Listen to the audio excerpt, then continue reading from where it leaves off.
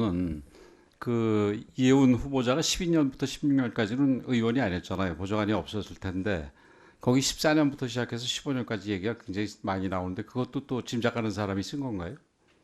제 일정표가 일정표 공유돼. 누가 작성을 해줬죠? 의원이 아닐 때? 제가 가지고 있는 거를 의원이 되고 나서 의원 사무실에서 다 아, 공유를 의원이 해주. 아니었다니까요. 12년부터 그러니까 16년까지. 그때 있던 일정표라는 게 하루만 하고 끝나는 게 아니지 않습니까? 아니 12년부터 16년까지는 일정표를 작성해줄 보좌관이 없어서 작성을 아니요, 본인이 아니요, 했을 아니요. 텐데. 아니요. 캘린더가 있죠. 이 캘린더를 나중에는 같이 공유를 하죠. 왜냐하면 네, 사무실 알았습니다. 전체에 예. 그 앞서 캘린더 앱을 제가 공유한다는 얘기한 그 뜻입니다. 공항에서 그 아들의 휴대폰 찾기 했다라는 부분 그게 언론에 보니까 그런 일이 없다고 이렇게 그 기사가 나왔던데 그런 일이 없는 걸로 얘기를 하셨습니까? 아니면 기억이 안 나는 걸로 얘기하셨습니까? 아니면 혹시 생각을 바꿔서 그런 일이 있었다 이렇게 얘기하시겠습니까? 아닙니다. 저는 그런 일이 기억나지 않습니다. 제가 기억하는 한은 없습니다. 알겠습니다. 네. 보좌진 중에 김건훈이라고 있었죠? 네, 네. 예, 잘 아시죠? 네. 예.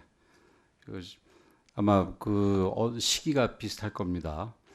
그래서 결국은 통신사에서 위치 추적을 해본 결과 김포공항 내에는 있지만 이거는 뭐 그거 가지고는 도저히 뭐 이 한강 백사장에서 무슨 바늘찾기 시기라서 결국은 포기하고 또 보좌지를 대동해서 강남에 가서 그 신규 개통을 새롭게 했다고 합니다. 그래서 이 부분에 대해서는 나중에 책임지실 생각을 해야 될 겁니다.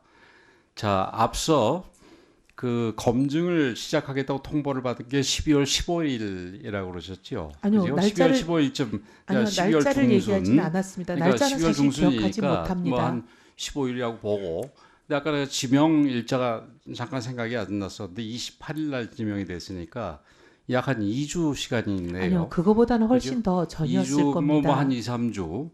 근데 결국 한 2, 3주 되는 기간 동안에 검증을 했다는 건데 이게 서류 작성하고 관련서로 떼고 그러는데도 일주일이 넘습니다. 그러면은 실제 검증은 일주일 길어야 2주일 했다는 얘기인데 그럼 결국 검증 안 했다는 얘기랑 똑같지요. 그러다 보니까 오늘 같은 아주 처참한 청문회가 이루어지는데 이거는 이 정부에서 앞으로는 이런 일 다시는 없어야 될 거라고 생각을 합니다. 그 오늘 보니까 후보자는 이 계엄과 탄핵을 계기로 아주 철저하게 계몽이 되신 분 같아요. 참 대단하신 분이고 이렇게까지 아까는 예상을 좀 했다고 말씀을 드렸습니다만은 이렇게까지 바뀔 거라고는 저도 예상을 못했습니다. 아마 근데 실제는 우리 진성준 의원께서 얘기하신 대로 지명을 계기로 변화한 게 아닌가 이렇게 생각이 되는데 이렇게 다 바꿔줘 가지고 이재명 정부의 경제 정책하고 완전히 주파수가 일치하는 분이라면은 이게 이 여당에서 얘기하는 식으로 레드 팀으로서 무슨 통합으로서 실용으로서 이게 무슨 의미가 있는지 모르겠어요. 다 똑같이 얘기하거나 한술 더 떠서 얘기를 한단 말입니다. 뭐 균형 재정 부분도 생각이 바뀌었고 지역 화폐 부분도 바뀌었고 기본소득 부분도 다 바뀌었습니다. 그래서 이런 상황에서 후보자께서는 후보자가 이재명 정부의 그에서 특별한 가치가 있다고 생각을 하세요? 어떤 부분이 실력이 좋아서 그렇다고 생각을 하실라나요?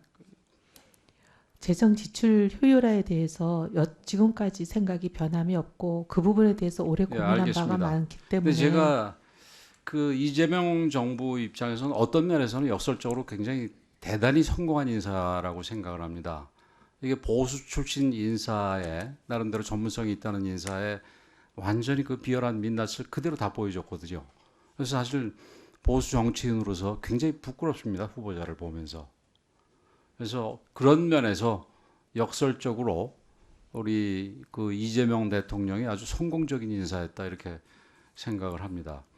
이게 자기의 맏아들이 이 아빠의 후배가 되는 그런 그 대학 입학 과정에서 뭘로 되는지도 모르고 지금 와서 아무것도 모른다고 얘기하는 게 이게 후보자가 이 말이 된다고 생각을 합니까?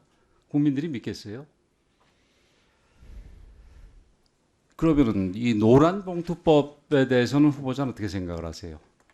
그 사실은 노란봉투 같은 거는 이제 그 노동부 관련 사항이고 지금 기획예산처의 네, 지명자로서 이게 말씀드리기는. 기획예산처에서 국가 전략, 미래 전략 이런 거를 세운 거기 때문에 이런 것